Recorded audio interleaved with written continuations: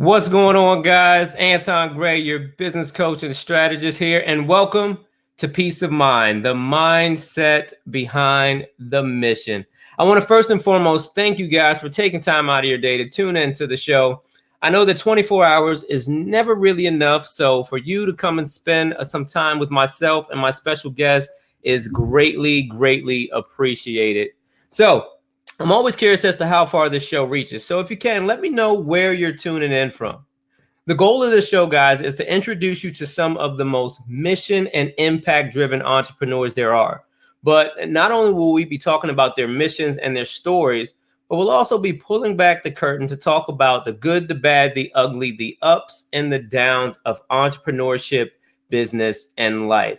Now, guys, it's called the mindset behind the mission for a reason. All right. Mindset is incredibly important when it comes to anything in life, and especially in business. And mindset can actually be the difference between you having a 5-figure business to a 6-figure to a 7 to an 8 and beyond. So it's very important that we talk about the mindset behind the mission. Now, my hope is that you can hear something or learn something here today that you can take and use and implement in your business and in your life. But my ultimate goal for you is to help you recognize and acknowledge your inner greatness and inspire you to share it with the world. So before we get started, I just want to lay down some quick ground rules. I've got a phenomenal guest that I want to bring to you soon, but I got to lay down some ground rules for the show. All right. Rule number 1, guys, sharing is caring. Here's what I know. There's somebody in your network or your circle of friends that can really benefit from the information that's going to be shared here today. So find that button on or around your screen and hit it, send it out to your network and invite them on in. And rule number 2, guys, this show is for you. So I invite you to join the conversation. If you have questions throughout the broadcast, please feel free to drop them in the comments section, and either myself or my special guest will get your questions answered as we go through the broadcast. If I happen to miss one or two or a few, either myself or my special guest will go back and make sure your questions get answered. So please, guys, join the conversation. Now, without further ado, let's get this show on the road. I've got a phenomenal guest with me this evening. And I actually had the pleasure of meeting her, I guess, kind of early in her journey as it relates to the speaking and the author. And I got the chance to really just see her come out of her shell and flourished into the young lady that she is today. And she is absolutely killing it. She is an author. She is a speaker. She is a business owner. She is a host of Forgiveness Fridays, and she is the forgiveness expert herself. Guys, I want to bring to you Miss Kyonna F. Brown. Miss Brown, what's going on? Hey, how are you? Hey, I'm doing awesome. I want to thank you first and foremost for coming on the show and taking some time. I know that you are a busy lady, but for those that don't know you, do me a favor, give them the quick and dirty of who you are and what you do before we get into your entrepreneurial story. All right, awesome. So, as Mr. Anton Gray say, I am Kyonna F. Brown. I am your forgiveness expert. And basically, the terms that I operate off today is being bold. I am a builder. I am an overcomer. I am a leader, and I am destinedly a destiny grabber. And so that's what bold means to me. And I am definitely walking and stepping in that today. And I do that so that I can help others heal through the power of forgiveness. And not just people, but I also offer forgiveness for your furry family loved one. I love that. I love that introduction, man. And you know what I liked about it most was the I ams. I don't think people realize how important those two words are. But and so remind me, we're gonna come back to that. Yes. So let's talk a little bit about your story and your entrepreneur story. What is your backstory, and how did you come to entrepreneurship? My backstory is something amazing. When most people see me, they don't really get a grasp or understand, exactly how far I come.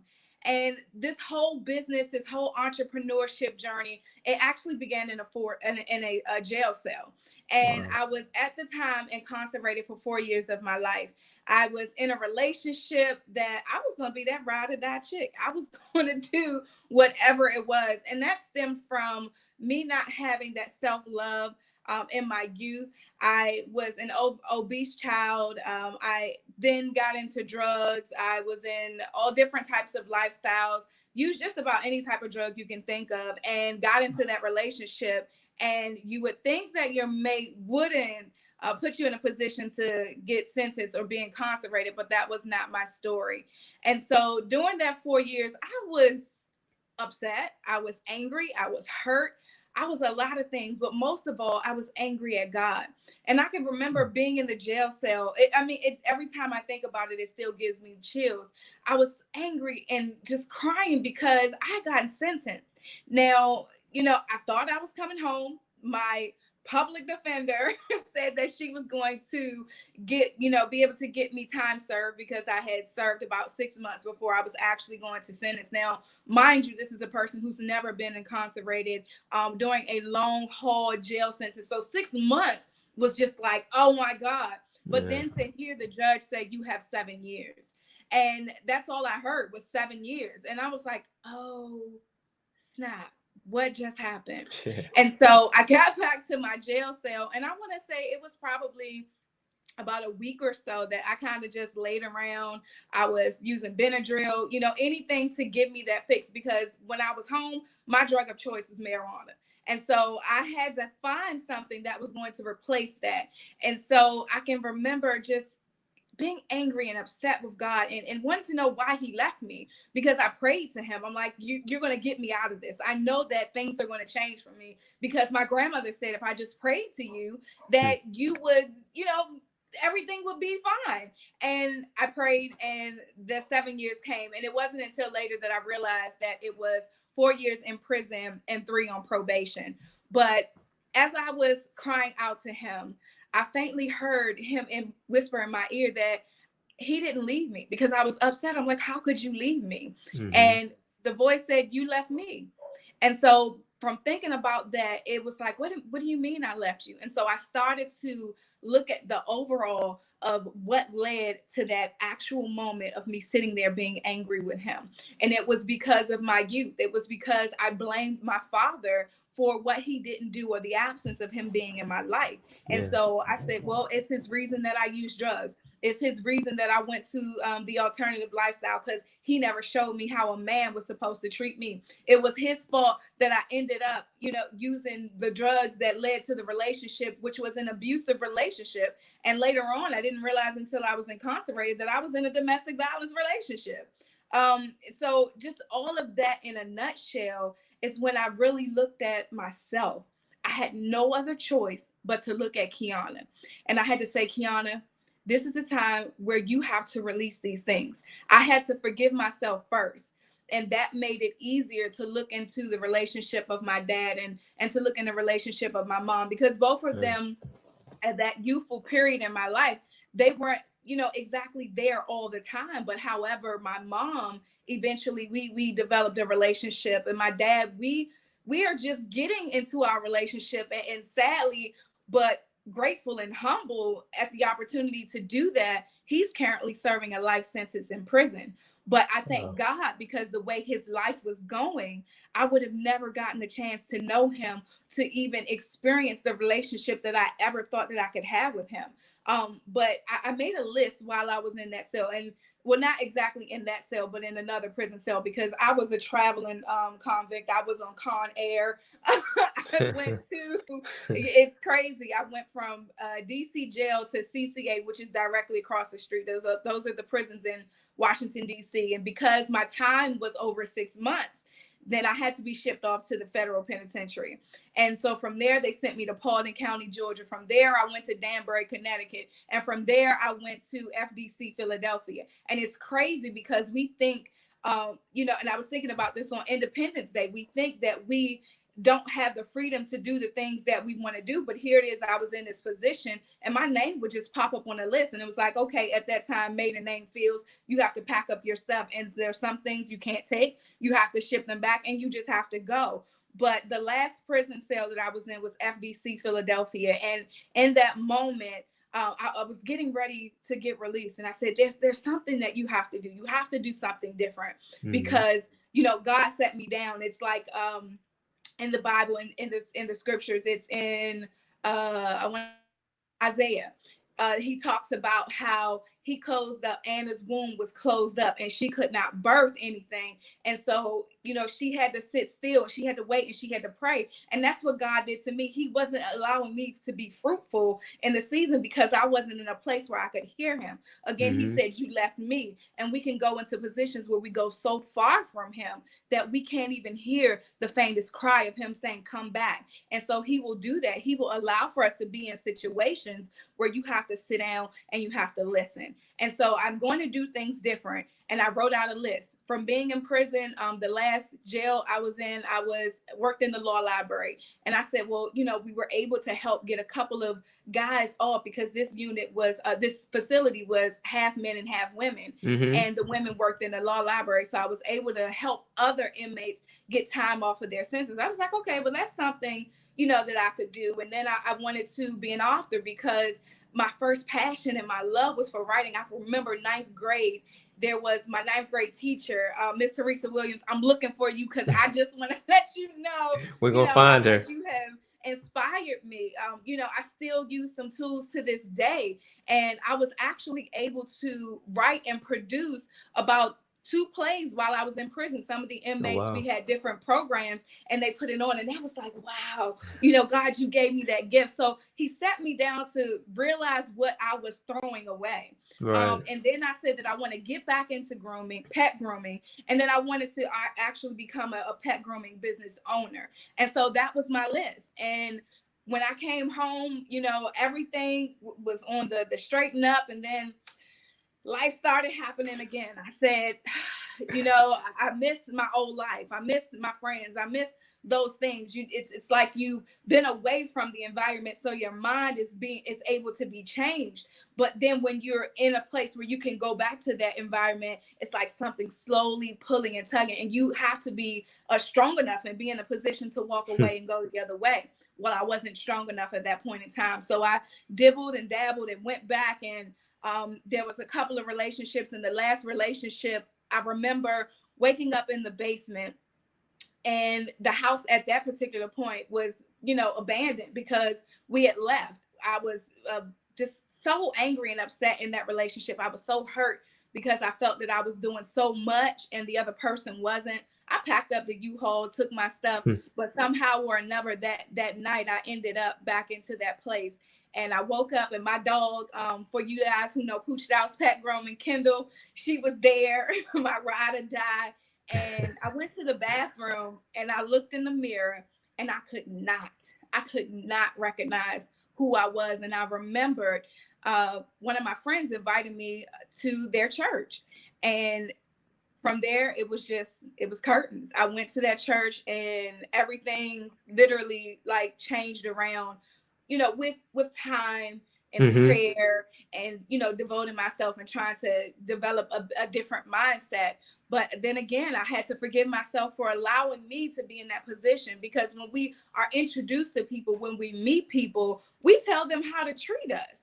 So I let that individual know that it was okay to run over me. It was okay to treat me as if I was nothing. And so I had to get into that position and say, no, not just you are not going to do that to me anymore, but no one is going to do that to me anymore, as it related in the relationship space. Now, it still happened, on the outside, but as far as my heart, I was guarding that, and I was not going to let anyone tear it down. But that's pretty much the path that I took to get to entrepreneurship. Eventually, in 2012, I opened the pet grooming business, but I was like a Jamaican groomer. I was grooming at PetSmart, grooming out the back of my trunk.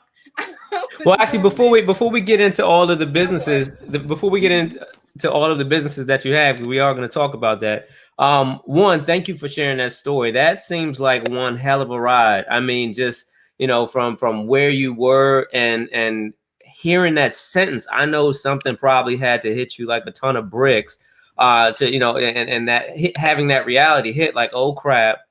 I'm going to jail, and this is real, and I'm about to somewhat lose, a part of my free life on the outside.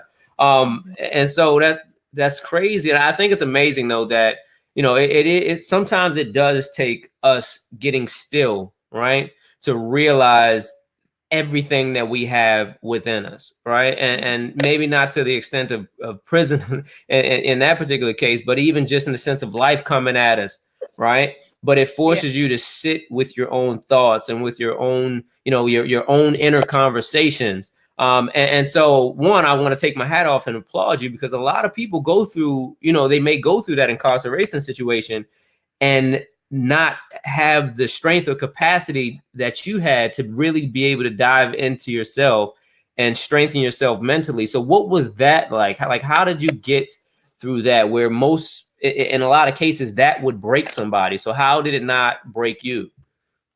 Well, one thing that I did, I strongly attached myself to any religious activity as far as it related to church, Bible study, because I knew what had to happen was a renewing of my mind. As a man thinketh, so is he in his heart. And so I had to change the way that I thought. And, I kind of stayed to myself. There were, it wasn't a peachy keen ride. There were some incidents with some other inmates where I had to be like, look, this is who I am. And so I stood firm, and I let people know that, I'm cool. But at the end of the day, don't mess with me. Please don't mess with me. So in that position, I just kind of dove into the books, writing, just taking my mind anywhere besides being in that place. I mean, because everything was so conformed. There was a schedule. It was exactly always the same thing. And how do I enjoy this environment where I have no authority to change anything? The only thing that they could not control was this. And that's the thing that I talk about. People are dealing with mental incarceration. And a lot of the times you can be in bondage. I was in physical chains, but I realized that I was in a mental incarceration well before I had even reached a prison cell. And so just learning to break free within my own self, within my mind, the way that I thought, the things that I wanted to do. And just staying busy, like, I guess, I was even sort of an entrepreneur, while I was inside, because literally when I was in Danbury, Connecticut, I saw that they had a piano. And I was like, okay, you have a piano. Is there a teacher or, something? My grandmother taught me at the age of 6 years old.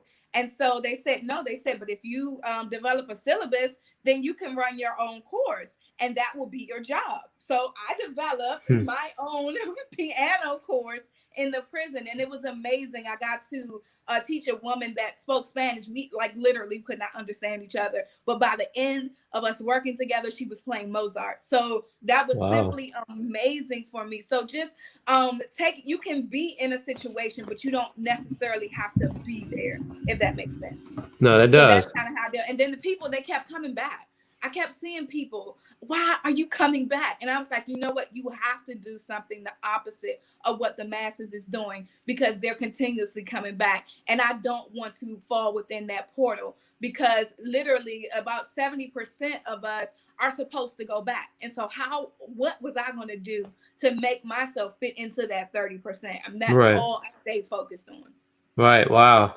And I know you talked about when you got out and how, life kind of came back at you, and you went, almost slipped back into that life that you had before. And I want to compare that to individuals, and that's like the comfort zone, right? Because when you do something for so long, it becomes that thing that's known, and that feels regular, and that feels normal. And then anything else different than that just feels weird. It feels off, right? And so, a lot of people have those zones, whatever it is, whether it be, a job that they continue to go back to, or a relationship that's bad for them, or people that they hang out with. But because it feels, it's almost normalized at that point, it's easier to go with the flow than it is to go against the current. So I like I said, once again, I take my hat off to you, because it seems that you went in and really, it took you going in to really unlock your full potential in everything that you was doing, and authoring and teaching piano. I did not know that about you. Goodness gracious. I tell you what, every time we talk, you got a talent that I didn't know about.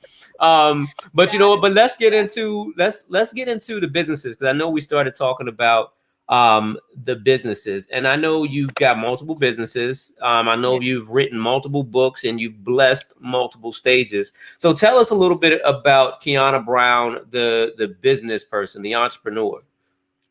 Okay, so as an entrepreneur, it is a scary, scary life.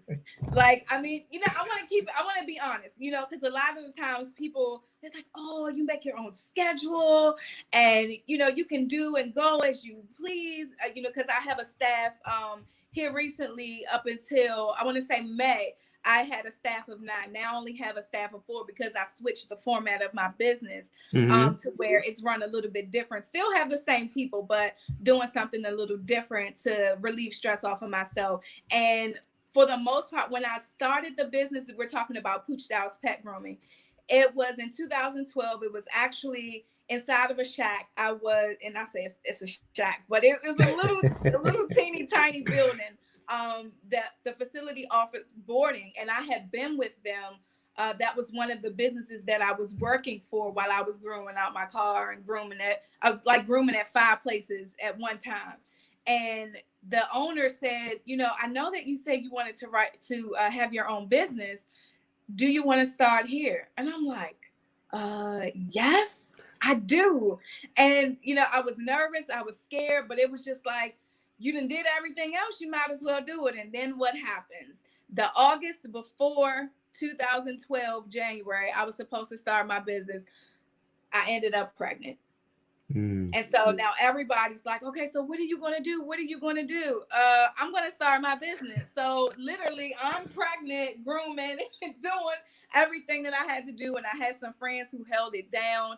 Over the years, I still have clients from like 2006, 2005. You're on your first dog, the first dog I groomed with you. Now you're like on dog 3, and just building those relationships. Yeah. And there was a situation that happened in the grooming facility where it wasn't conducive for what I wanted, the type of environment that I wanted my clients in, because they're family to me. I grow up with, kids. I'm seeing kids today that were like small, and I'm looking at them like, what in the world? But, so it wasn't the environment that I wanted to have for them. And so I started looking for storefronts. Now, this was like going to be the big thing, because I was in the comfort zone of being in this facility. I was already grooming there.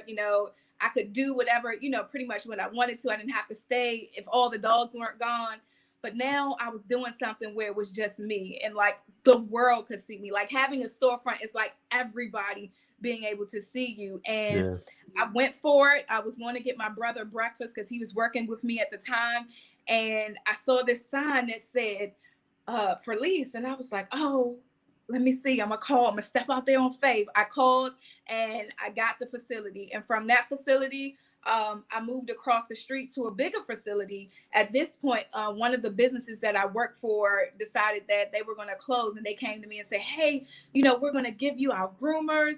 If they want to come, we're going to send some of the clients to you. And in my mind, I'm like, oh yeah, this is about to be the big thing. And lo and behold, it was the biggest nightmare of my life.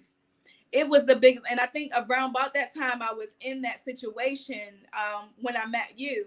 And so that opportunity, that was going to be my way out. Like I was going to use that, and that was going to be my way out. But however, things had started to go so far left, as far as trying to keep up with the rent and everything like that. And I felt like I was an outsider going to work. Like I was a stranger in my own business. I would go to work, don't talk to me. I have nothing to say to you. I'm getting phone calls. This is about to happen, something negative towards the business.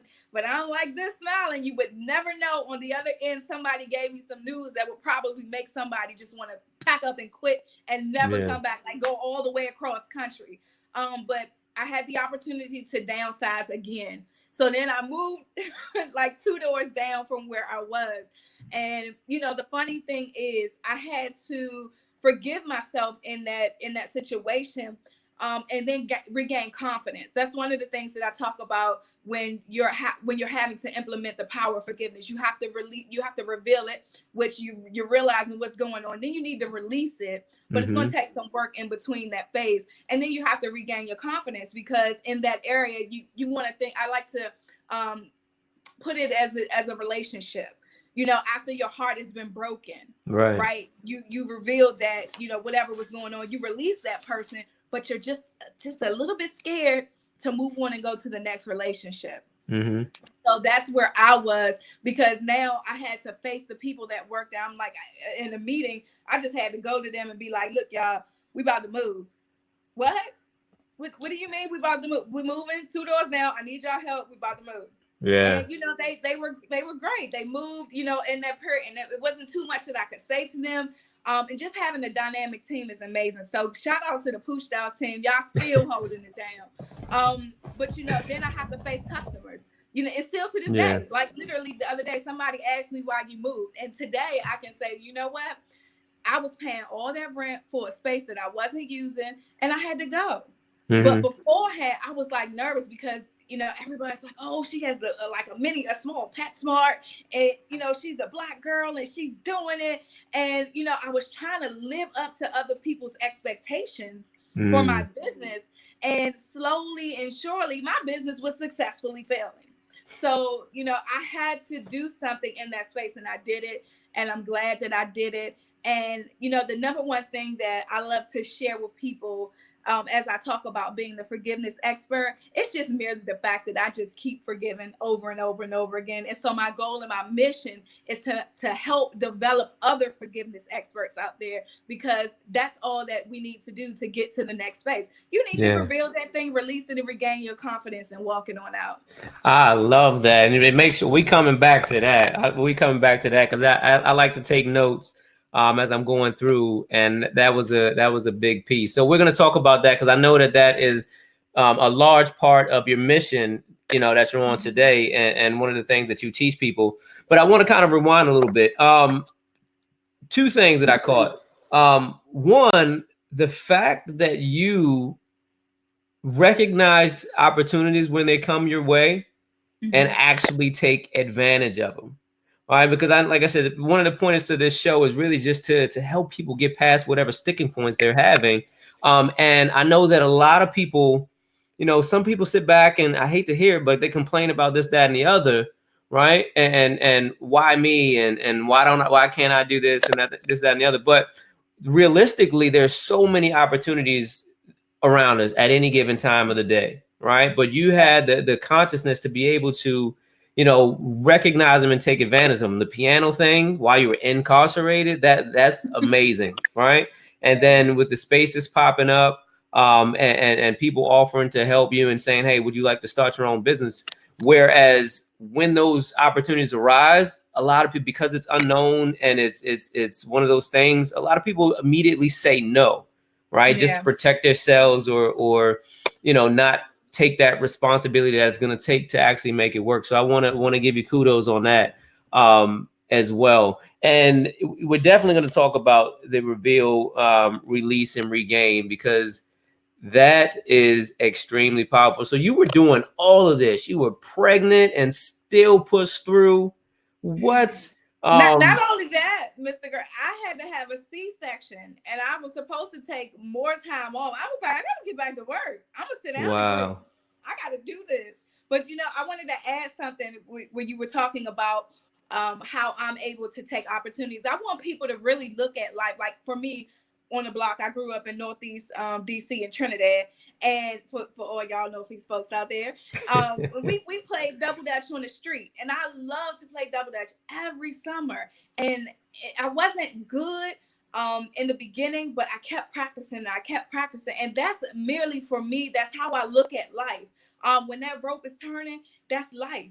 That's life. And I'm just looking for my turn. I'm just looking for that opening so that I can jump in and I can double dutch that side, turn around, give you a flip so I can show you everything that God has created me to be. And so, for those of you who are scared to jump in the rope, it is your season. It is your time. Get in the rope. Look for your opening, right? Sometimes we want to sit and we want to wait for things to come to us. No, a lot of the times, the situations that I'm a part of, for an example, right now, I'm a field correspondent for a magazine. I got to go to the Stella Awards, do the red carpet, to do some other big things with the magazine. But guess what I did? I saw that opening and I jumped inside that rope. So, you will never get anything if you just keep standing on the sideline waiting to get in and hoping that somebody gonna lift it up. You got to find your way in there. I hear that. I hear that. You know, that's funny. I used to jump rope when I was young, and the double dutch thing. I'm not gonna lie, that thing always scared me. I said, "Wait a second, y'all gonna add another rope in this thing? And I got to jump to both." But it was one of those things where, as weird as it is, it was different, right? I'm not gonna lie, it scared me the first couple times. I got my face smacked, and I was like, I don't want to see it. With those big beaded ropes. Remember the beaded ones that make the Yes, noise? yes, I Um, do. but pressing through it and getting to that point to where you're ready, not even necessarily ready to jump in. You're never really ready to jump in, Yeah, right? But no, you going just gotta through go. it, going through the process is where you learn it, and that's how you prepare yourself, right, for Yep. whatever it is to be able to jump in and do the spins and all of that. So I love that Yes, analogy. sir. So then, you know what? Then let's talk about the mission that you're on now, because that is one side of you, right? That's Mhm. the pet grooming business that is Yeah. flourishing. If you haven't seen her work, definitely follow it. She's amazing at what she does, and I'm pretty sure your customers. I know why your customers love you.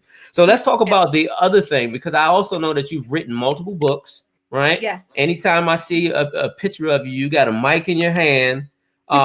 So where did all of that come from, and how recent is that? Woo. So I'll tell you how this was birthed. So I said that I wanted to write the book. That was one of the things that was on my list Mm-hmm. from prison, and I had business. I was doing everything I was supposed to do. And I said, it's time to write the book. It was literally like 2015. It is time for you to write this book, Kyonna. I've been home since 2005. 10, over 10 years. You need to write the book. And I said, you know what? I'm going to write a book about pet care. Mm-hmm. If you got a business, just a little note out there. If you have a business, put a book with your business. It will really help it elevate. But I said, I want to do this book, and I did the pet care book.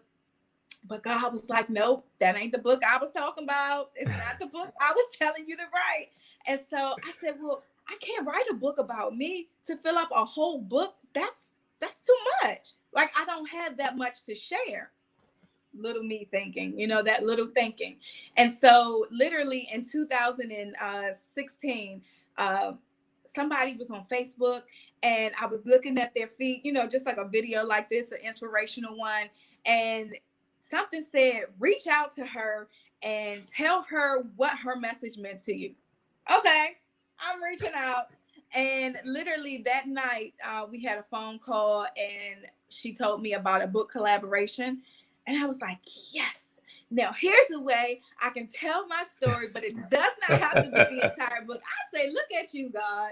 So from there, there was an investment involved. And one of the mistakes that I just recently got over was going to man, right? Going to man and asking him a question instead of going to him.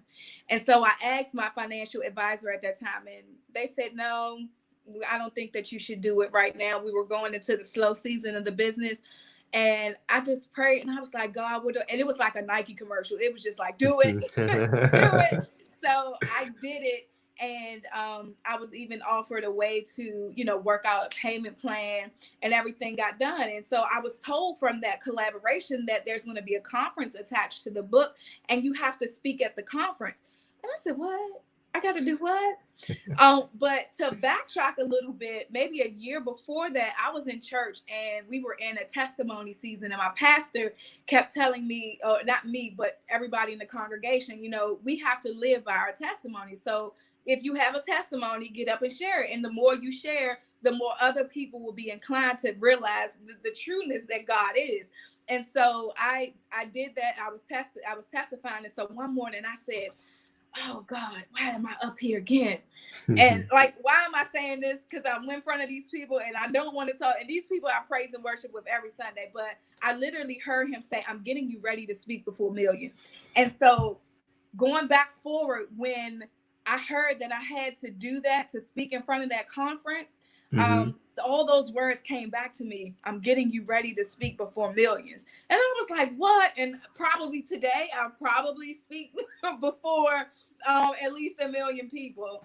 But that's on different stages, different podcasts such as yours. And first of all, I didn't tell you, but I'm humbled and appreciative of to even share your platform and to be on the show with you. But that's pretty much how the speaking started. I went out there and got a coach.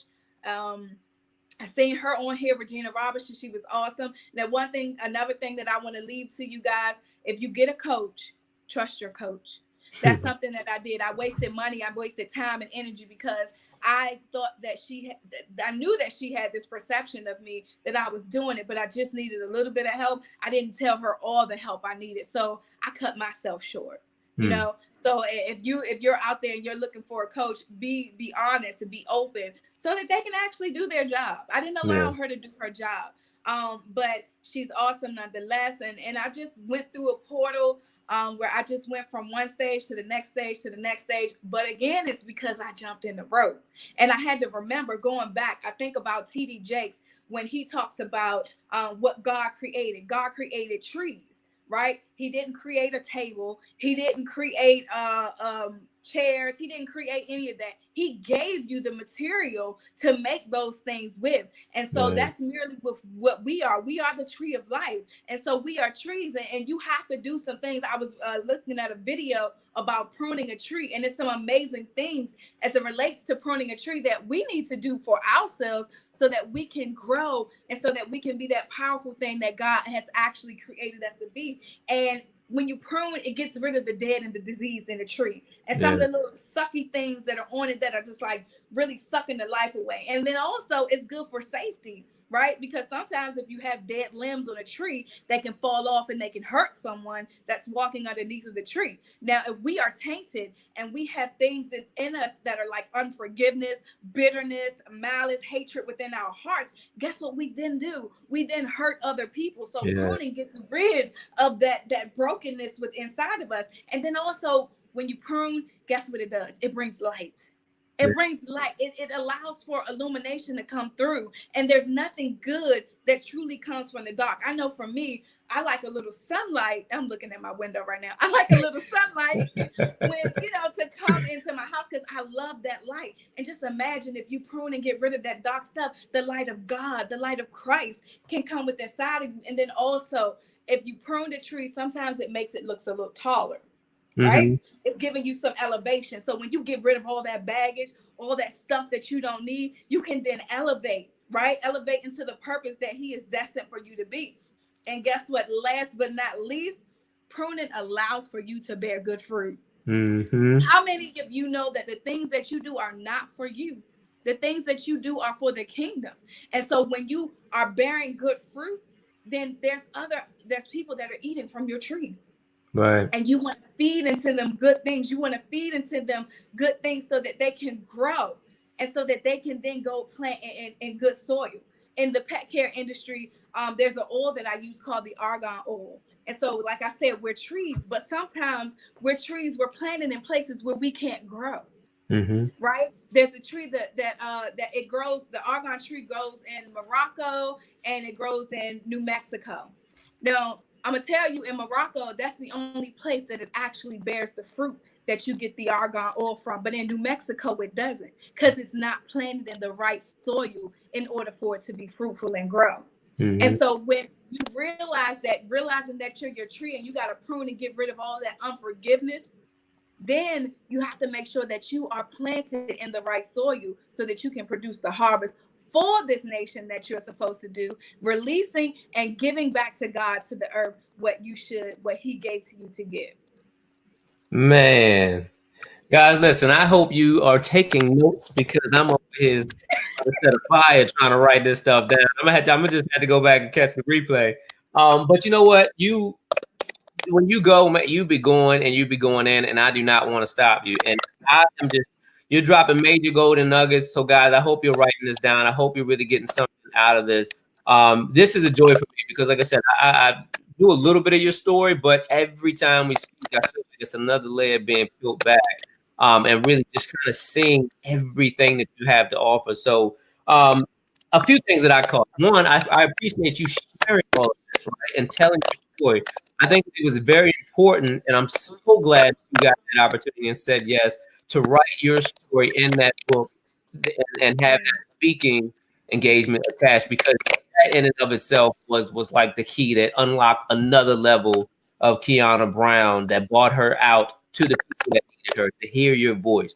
And to people on this broadcast, I want you to really understand that your story, regardless of whatever it is that you're going through, is incredibly powerful. It might only be powerful to one other person, but that one person, you could change their life with your story. So never be afraid nor ashamed of your story, and be open to tell it. Another thing that I caught, I love the analogy that you gave about God making trees, right? And that he didn't make tables and chairs, and that was, man-made. But the point that I want to take away from it, and correct me if I'm wrong, is that, you know, everything that we need, all the gifts, all the talents, that's already inside of us, right? And it Yes. might take a little bit of effort, might take a little bit of shaping and molding to bring it out, but have it, and we've got everything. We got all the materials we need around us to build whatever it is that is placed in our minds and on our hearts. So I love that. And the third thing, I really hope you guys take something away from this. You said that your gift and your talent, it's not for you. It really is not No. for you. It's for the people around you, right? And so I'm so glad that you said it, because I know that there are some folks on this broadcast, and some might catch the replay, but there are so many people out there that sit on their talents, on their gifts, on their abilities, and you're literally doing, a disservice to whoever you believe in. Some that was placed in you. You're doing a disservice by keeping it to yourself. So whatever it is that's holding you back, I hope that Miss Kyonna's words inspire you to really recognize it and to start bringing it out. And so let's talk a little bit. We've got a little bit of time left in the show. Let's talk about your mission, right, and your message, because I know, who is it that your message is focused towards as it relates to forgiveness. Well, of course, I'm going to go for my sisters. It's for the females. But I do understand that men, need it too. But for me, it was, I would come home, and like I said, I would be at work and I would do all these different things, or I'd be with my friends in different environments. But then when I got in a position where I was by myself, i.e. the jail cell, I could really see who I was, and I wasn't happy. I didn't like the way I look. I didn't like the way that I feel. Sometimes I didn't, like the way that I looked in my clothes, and I'm looking in the mirror, and, somebody might be like, oh, that Kyonna, she bad. She do this and she do that. And on the inside, I'm like, you suck. You are so ugly. Like you're dark. I'm going through all of these things, and I had to realize that I had to have self-love for me, no matter what anybody else said about me. And so my message is to that woman that is stuck in that pain, that is stuck in that brokenness, that unforgiveness, that hurt, that bitter past relationships failing, whatever it is. It's time for you to forgive yourself and move on. You have to reveal those things. You got to look at it like, I know it's the worst thing ever to face something head on. It's like, I look at it, when I have to go through situations, it's like literally getting on a roller coaster, right? You scared, you nervous. I know, because I don't really like them, but I do it because, other people want me to go. And so I'm getting on it, and then you fasten your belt, your heart starts to pound. You're facing this, challenge. And then next thing you know, you hear that click. The chain started going click, click, click, click, click. Then you're going towards that hill, and it's like click, click, click, and you're just feeling all of this anxiety with inside. And then you get to the top of that hill, and then you go down, and it's smooth sailing. It might be a little bumpy, you might be a little scared, but you get through it. The hardest part of the challenge is over. You've gone through it. And so that's merely what revealing, releasing, and regaining your confidence is, because when you get off of that roller coaster, you're like, I did it. I wrote it. Can't nobody stop me. So that is literally the process that I take women through as it relates to revealing their past hurts, their failures, and releasing them, and then regaining that confidence, because you are special. Just like you said, people are sitting on their gifts and they're sitting on their talents. I always look at it because I know that every single person out here is attached to someone. If it's the masses, if it's 5, if it's 10, You are somebody's destiny helper. And the moment that you decide that you don't want to get off of your bum and do what it is that you have to do to help that next person, then you're not serving your purpose here on earth. We all are here as ambassadors of Christ. And as ambassadors, we are to rule. And you cannot rule and dominate your area if you're sitting there with your hands tied. If you're sitting there thinking about what you should have, could have, would have done, if you decided to move, you have to take forth that action and move and activate the power that God has placed within inside of you. So stop sitting on it and get out there and help, because you are aborting someone else's destiny. That is heavy. That is heavy. Guys, please take note. Reveal, release, and regain. I really love that. And I think that can be applicable to, you talk about past hurts and everything like that. I think that it can also be applicable to so many other things, right, that hold people back. I know fear is one of the biggest things that hold people back. I know for me, for years, it was the fear that if I really pursue the thing that the passion that I had for literally helping people, take their ideas and bring them to life, how was I going to support my family off of that? You know what I mean? And every time I would get closer to it, it would click, and it pushed me right back, like I said, to the thing that felt normal, the thing that felt right at that particular moment. But had I taken time, and it took me some time to do, but actually reveal what was the real thing that was holding me back, right? Having an understanding of it, and once you have that understanding, now you're able to release it and start putting yourself through that process, right? And that's that double dutch process. Stepping in, getting smacked in the face, and now you can start regaining, what you need, whether it be confidence, whether it be knowledge, whether it be skill, whatever it is, to start moving forward. So, Miss Kyonna Brown, man, these ain't even golden nuggets. These are boulders that you were dropping on us. So I appreciate each and every one of them. Now we're starting to get towards the end of the show. But I did want to rewind, because at the beginning of the show, when you were introducing yourself, right, you said two words. And I want you to talk a little bit about those two words and what they mean to you. And those two words that you said were "I am." Talk to me a little bit about that. Okay, so my am is an acronym for the word bold. I am a believer. I am an overcomer. I am a leader, and I'm a destiny grabber. And so for me, I have to say I am, because if I am not saying that, who else is? And again, that goes back to listening to what man is saying about me, because man will devalue me. And if I listen to what he says, then I'm going to put myself back into that position. So I have to know exactly who I am. And if you don't know who you are, you will never make it in this world. So it is always good to say who you are and acknowledge that for yourself. You have to acknowledge for you who you are. Do not let another person put a label on you, put a name on you, put a stigma on you, because you are not those things. You are an achiever. You are an overcomer. You are a believer. You are a doer. You are an exceeder. You can do anything that you put your mind to. But it first starts off with here. As a man thinketh, then it follows in his heart. And that's the thing that I use with forgiveness. You have to believe. You have to think about it. It has to be your thought process. Then eventually your heart will follow up with it. So no, if you walk out there and you don't believe that you are these things, no, I had to say, I am a leader. I am a leader.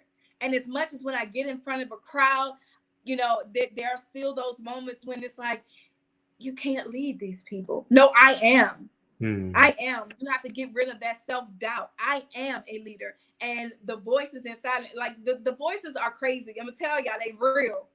They real. They come to steal and destroy your gifts and your talents. Do not let them in. No, I'm not crazy, because I know you all have those voices too that tell you to go the other way when you want to go this way. So I want you to believe in yourself and know that you can do anything that you set your mind to. I'm just a little girl, that overweight little girl that grew up in Northeast Washington, D.C. And I found myself to be on several different stages. I found myself to be a 5-time author. The last book just released with Johnny Wimbrey, Nick Halleck, Les Brown, and a host of other authors. I have my own solo book now that I've written. I have my pet care book. I have my show. I have all of these things, but I have because I say I am. I am what I speak, and you are what you speak. I love that. I love that. And you know what? That I totally agree about the voices. The voices are real, right? And I wanna give some people another thought to the voices as well. Some of you have a voice in your head that's nagging you to do something different than what you're doing, right? And it's not always a negative voice saying, that you can't or anything like that. It's a tiny voice in your head saying, yes, you can. This is what you're supposed to be doing, right? But too often we ignore that voice, right? And we listen to the other voices. So I just wanted you guys to think a little bit about that. And I'm so thankful that you talked about the I ams. Those two words are incredibly powerful, right? Because and I think a lot of people too probably use it, or they add another word on it, right? That totally degrades it, right? And that's the I am not. Right. And so I love the fact that you use the words I am as an affirmation. Because and it just goes to show. I mean, you wrote a list while you were in prison, right? You wrote that list while you were in prison, and now today everything is coming to fruition. From you writing that list, from you declaring it, from you having a vision, and from you staying persistent and consistent in your effort towards working to it. I mean, you said 10 years before you actually wrote that book, and got the businesses and blessed the stage and all of that. You are an amazing force, Miss Kyonna Brown. So listen, we're at the end of the show. All right.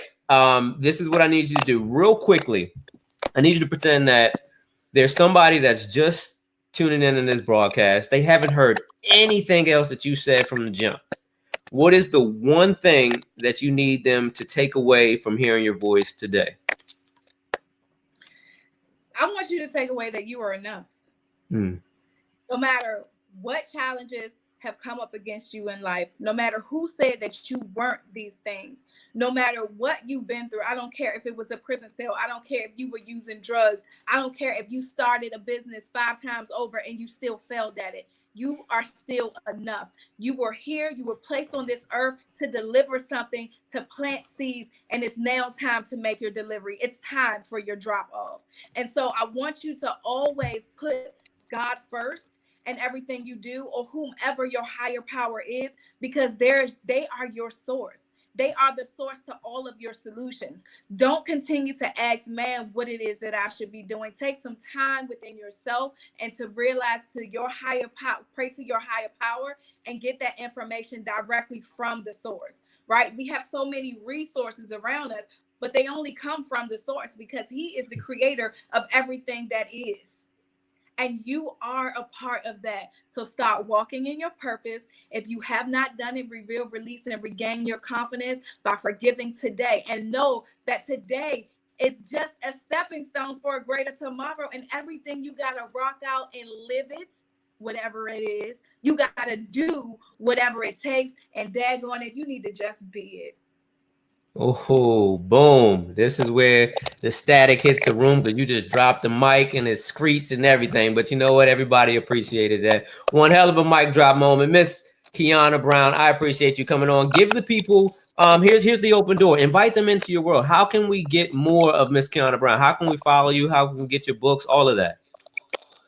Sure. I am Kyonna F. Brown on Facebook and IG, and the name for that is at the Forgiveness Expert. So if you look for at the Forgiveness Expert on Facebook and ING, you can find Kyonna F. Brown. My website right now is currently under reconstruction. So if you need to email me, you can do so at info@KyonnaFBrown.com. Now, just to let you know, if you didn't see the flyer, it's KYONNAF Brown So that's info@KyonnaFBrown.com. That's an email where you can directly get in connection with me. And every single Friday on Urban Style Media, you can catch Forgiveness Fridays, which is a weekly show where we're bringing people in the community. This week we have Ellen Bryan from WUSA 9. If you might have seen her, she's the weather girl, and she has her new book out.